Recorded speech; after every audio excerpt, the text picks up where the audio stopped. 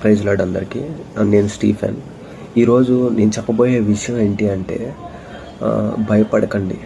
మీరు ఎలాంటి పరిస్థితుల్లో ఉన్నారో నాకు తెలియదు, కానీ ఎలాంటి ఇబ్బందుల చేత, మీరు ఇరుకుల చేత, ఎలాంటి శ్రమల వల్ల మీరు నలిగిపోతున్నారేమో, ఎలాంటి కార్యాల వల్ల మీరు నొచ్చుకుంటున్నారేమో.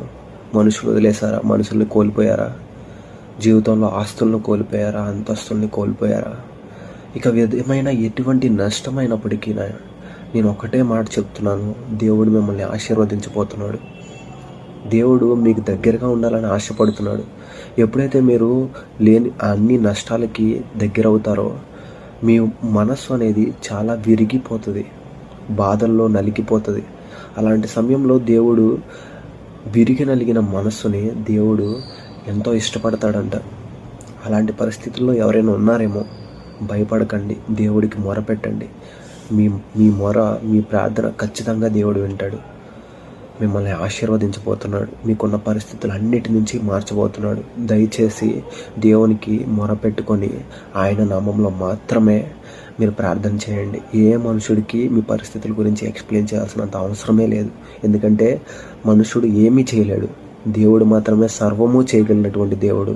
మనం చూస్తాం, యోబుకి ఎన్నో శ్రమలు సాతాను వల్ల కలిగినప్పటికీ దేవుణ్ణి దూషించడం అనేది ఆయన చేయలేదు.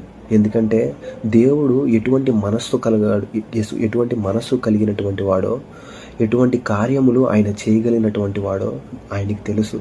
ఆయనకి దేవుడి మీద ఉన్న నమ్మకం అలాంటిది. మనకు కూడా యోబులాగా అదే నమ్మకం ఉండాలి.